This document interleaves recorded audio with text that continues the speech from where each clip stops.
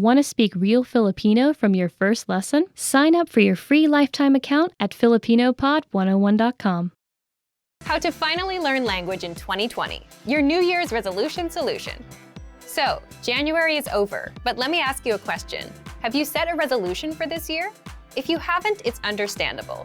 Most people end up failing with their resolutions. You set one, you try to do it in January, and by February, there's no progress. Doing it is no longer fun, or you get sidelined by something else. So you quit and put it off until next year, or whenever the guilt of quitting your goals comes back to haunt you. So, what's the problem with setting resolutions? Why do we keep failing? First of all, regardless of what most people say about New Year's resolutions, setting goals, whether on January 1st or any other time of the year, is a good thing. You have to know where you're going and what you want to achieve.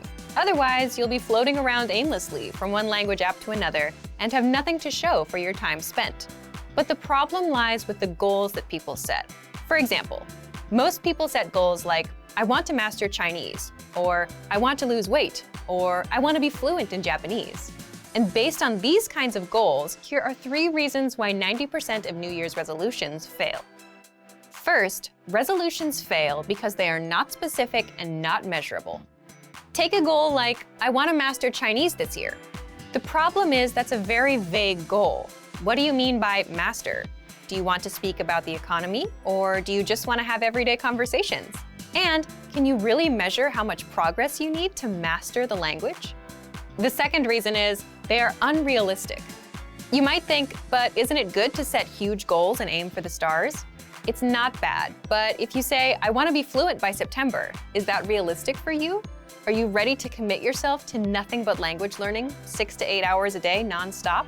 The answer is no for most people. The third one is there's no action plan. The problem is you'll still fail even with a specific and realistic goal if you don't know when and how you're going to do it. For example, when will you study? How long will you study every day? And how will you study? So now you know why most people fail with their New Year's resolutions. Then how do we set New Year's resolutions and actually succeed? Here are the 3 rules for successful goal setting. Remember, your goals must be 1. Specific and measurable, 2. Realistic, and 3. They must have an action plan. Yes, the complete opposite of everything you heard earlier. For example, let's say you're learning Italian this year. Instead of saying, my goal is to learn Italian this year, set a specific, measurable, realistic goal for the month, like speak 3 minutes of conversation by February 28th. And you can also set a yearly goal, like 30 minutes of conversation, and work towards that. The whole point is 3 minutes is measurable. You set a timer, time yourself, and know when you reach it. It's realistic. Instead of saying, I want to learn the whole language, you're just aiming for 3 minutes for the month and maybe 30 minutes for the year. So ask yourself, do I have time to learn enough of the language to speak for 3 minutes? That will vary from learner to learner. But 3 minutes sounds much more realistic than I want to master a language. Finally, you still need an action plan for your goal. And for that, you need to answer these questions. When will you study? How long will you study every day? Where do you plan to study? How will you study? What is your study schedule? This is the most important part because this tells you when and how to study. If you don't answer these questions, you'll have no idea what to do and you'll quit because you have no routine to stick to. So for example, when will you study? I'll study at 9 p.m. on weekdays. How long will you study every day? I'll study for 20 minutes. Where do you plan to study? I'll study at home, in the living room, on my computer. How will you study? I'll listen to 1 audio lesson a day for 5 days. What is your study schedule? From Monday to Friday with audio lessons. I'll listen to the lesson, then go through the lesson notes for 20 minutes each day. Here are a few more things you can do to improve your chances of success. Reward yourself after hitting a goal. Studies have shown that giving yourself a reward after reaching a goal is crucial to creating lasting habits and continuing to conquer more goals. Write down your small, measurable goal and put it somewhere you'll see it often. Now that you know why New Year's resolutions fail and you know what to do differently, it's time to set your goal. Our suggested goal for you for February 2020 is speak 1 minute of conversation in your target language. The deadline is February 28th. Remember to set your action plan as well. Just answer these 5 questions. Leave us a comment letting us know your answers, and then you're ready to go. Okay, Today's topic is how remembering your mistakes can help you learn faster. First, take a moment and think of a time when you made a mistake. Maybe you were at work, maybe you were at school, maybe you were shopping or in another public place. We can all probably clearly remember many mistakes we've made. We also remember the reactions of the people around us. Some people are understanding, some people aren't so understanding. But why do we remember these situations so clearly? Psychologically speaking, negative things tend to impact us more than positive things. For example, if we're asked to choose between gaining friends or gaining money and losing friends or losing money, we'll choose not to lose friends or lose money, not to gain.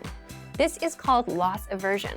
We tend to avoid losing more than we work on gaining.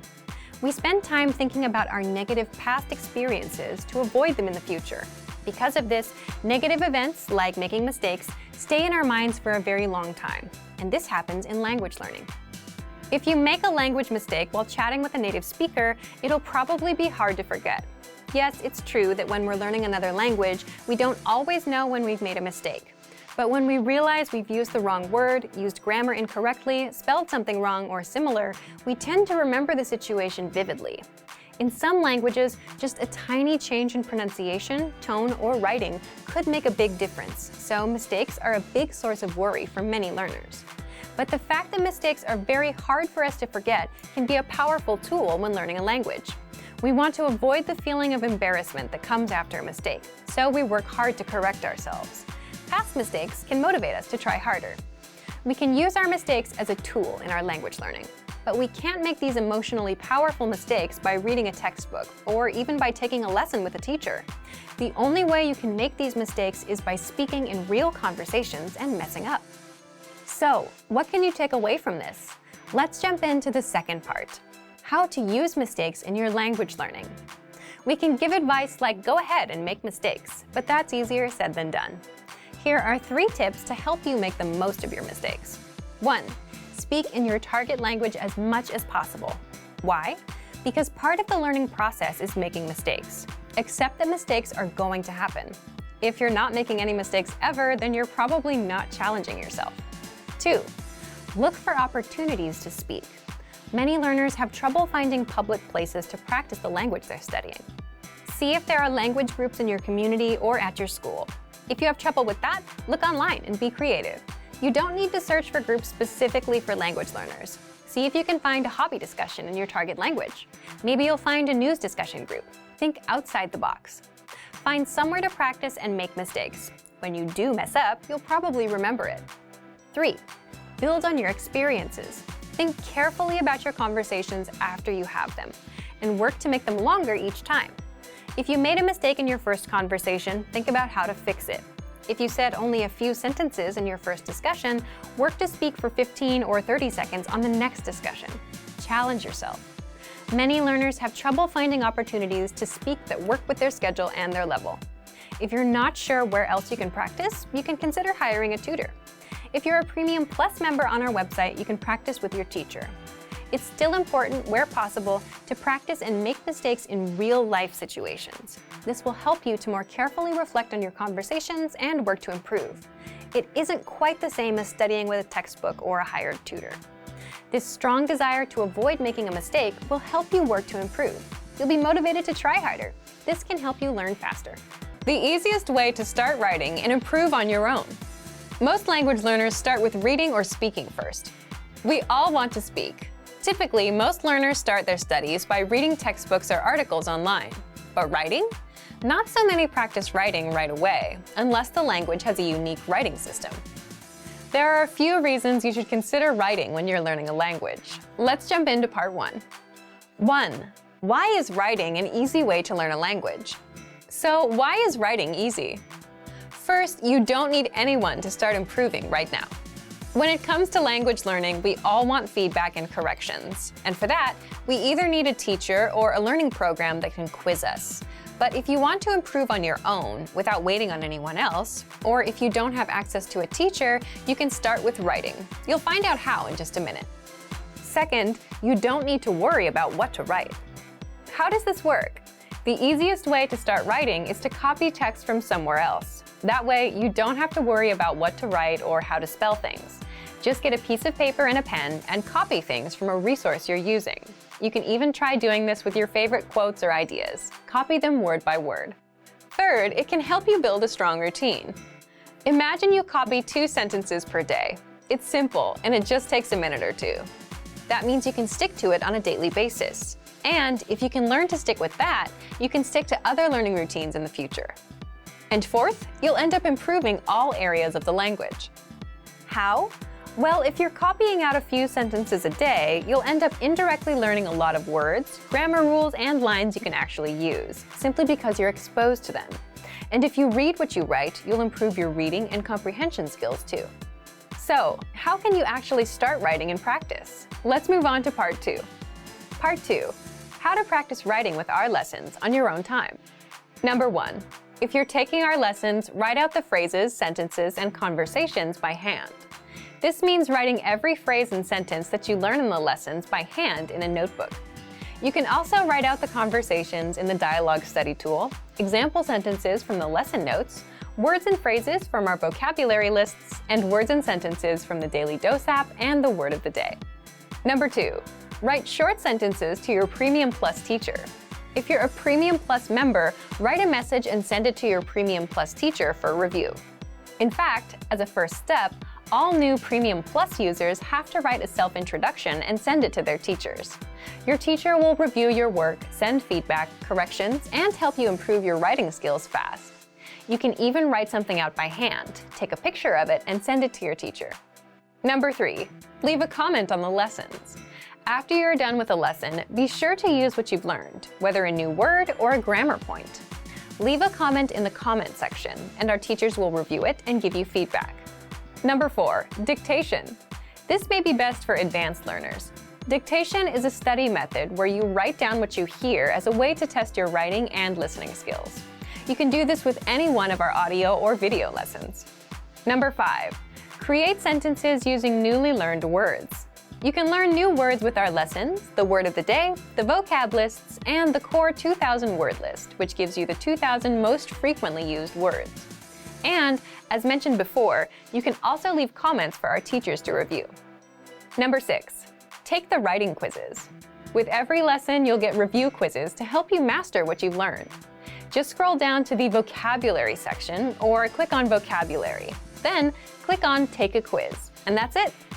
Now you know how to improve your target language on your own. Just copy things out. If you're having a hard time sticking with language learning, you'll find out how to fix it now. Let's jump into the first part. 1, how to map your routine and set your schedule. First, here's a quick question for you. Which of these would you rather have? A, the world's most comprehensive language learning resources, but a weak study routine. Or B, a strong study routine and average resources. Leave your answer in the comments. But there is a correct answer here. You want a strong study routine. Why? You can have the best app or textbook in the world, but if you don't use it because you don't have a learning routine or a habit, you won't learn anything. If you have a strong routine and work ethic and just a dictionary and internet access, you'll learn more than someone with the best program and no routine. The point is, we are creatures of routines and habits, and our habits can be used for good or bad. They make us or break us. For example, if you have a bad habit, like going to bed at 4 a.m., you'll always feel tired when you wake up for work or school in the morning. If you have a good habit, like exercising regularly, you'll have energy and good health. Once we have a routine, we tend to stick to it. If it's a bad routine, it can do a lot of damage. But if it's a good routine, it can help us enjoy incredible results. We can also use routines to our advantage by applying them to work toward our goals, like language learning. How do you create a strong language learning routine? Here's one way to do it. First, write down your current daily schedule. For example, 7 a.m. I wake up. 8 a.m. I leave the house. 8:20 to 8:50 I'm on the train. 9:10 a.m. I arrive at work. 1 p.m. I go to lunch, and so on.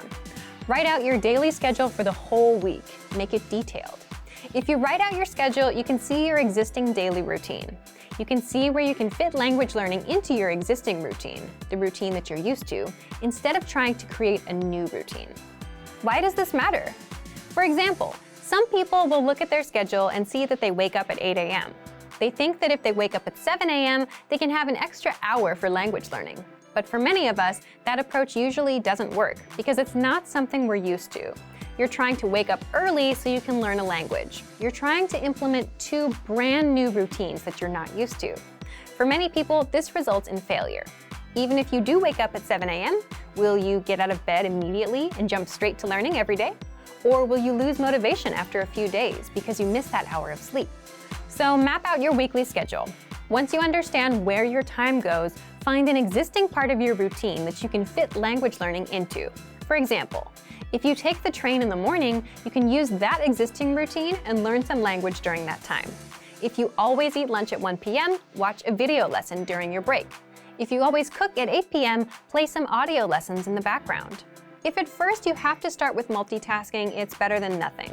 You can at least get used to being exposed to the language while you work on dedicating more time and attention to it. Now, let's jump into part 2. 2. How to choose the learning medium that's right for you. Before you begin learning, it's important to understand what kind of learner you are. Are you a visual learner, or do you learn by reading? There's something called the VARK model, and it's an acronym for 4 learning styles: visual, auditory, or listening, reading, writing, and kinesthetic, meaning hands-on, or actual practice and trial and error. You need to understand what kind of learning resources are best for you. So, how do you determine what kind of learner you are? This depends on you. Do you like watching videos, listening, reading, or writing? Or do you prefer more hands-on practice? There's no wrong answer. It depends on what kind of learner you are and what you like. Also, think about your past language study experience. Did you remember vocabulary words better when you read them from a book? Or was listening to a podcast more helpful for you? How do you usually remember information best? This helps you choose the learning medium or study tools that are right for you. We'll talk more about this in a few minutes. For now, determine what kind of learner you are. Leave us a comment and let us know. The last thing you need to keep in mind is your study ratio. Your study ratio is how much time you spend absorbing information, input, and how much time you spend producing language, output.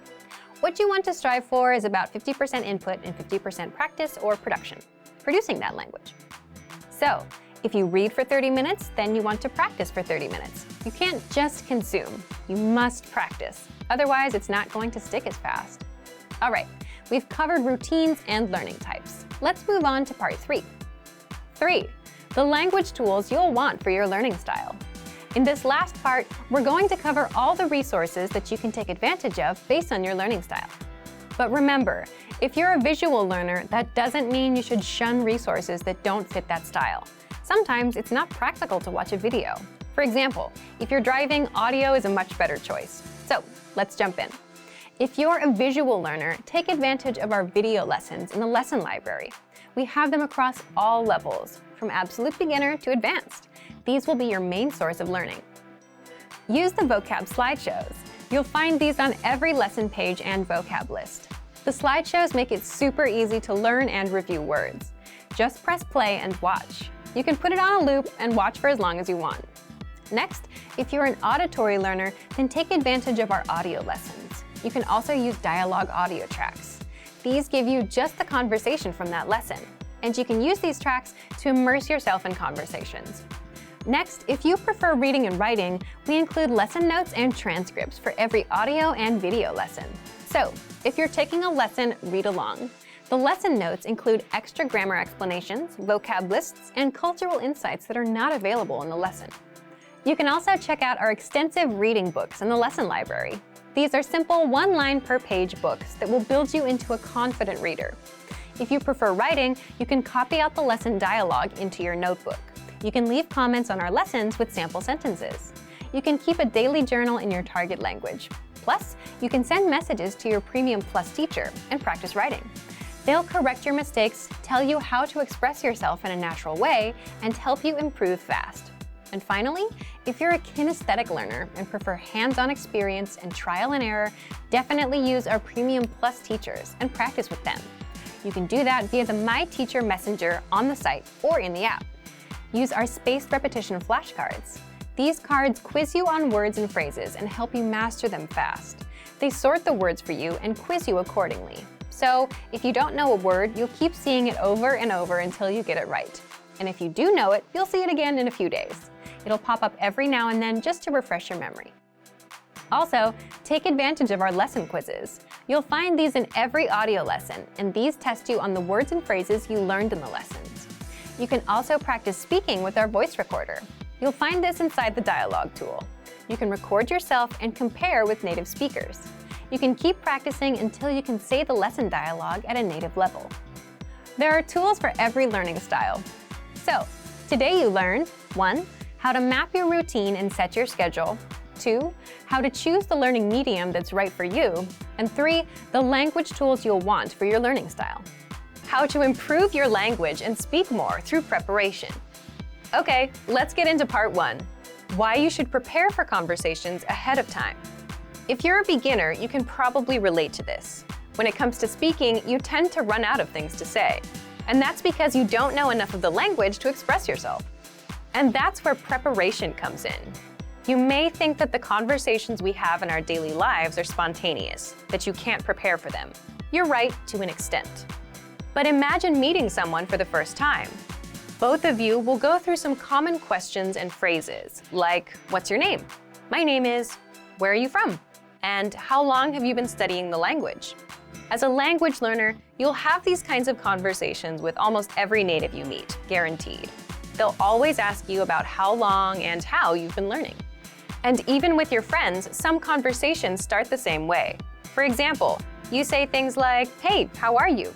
How are things? How was your weekend? My weekend was good, and you? Let's say you went to a restaurant this weekend, and now you want to talk about it. Well, that allows you to prepare and learn some phrases like, I went to a restaurant. The restaurant had delicious food. The point is, some questions and phrases come up often in conversations, so it makes total sense to master them ahead of time. And you can always plan ahead and prepare for things you want to talk about. When it comes time to speak, you know what to say, how to respond, and you don't run out of talking points as quickly. So, how do you prepare? Let's jump into part 2. The first thing you can do to prepare is check out our 25 questions you need to know lesson series. This series is specifically designed to help you with the first-time conversations you'll have with native speakers. You'll learn the 25 most common questions and answers used in conversations. Just listen to the lessons, repeat out loud, then put what you learned to use. These will serve as talking points so you can keep your conversations going. Number 2, print out the curriculum for this lesson series so you can review all of the lessons at once. The curriculum gives you the lines and vocabulary used in all lessons up front, so you can use this to review key questions and responses.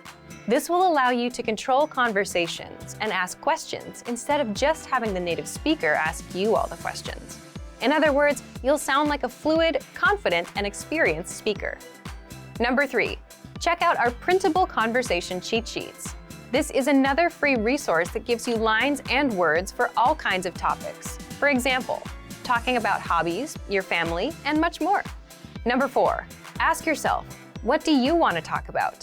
Come up with some topics, and for each topic, write out potential questions and phrases that would come up in a conversation. For example, if you want to talk about restaurants, you can have lines like, my favorite restaurant is, my favorite food is, what's your favorite restaurant? And then run these lines through a translation app. It won't be perfect, but it'll give you lines to use that you can correct later.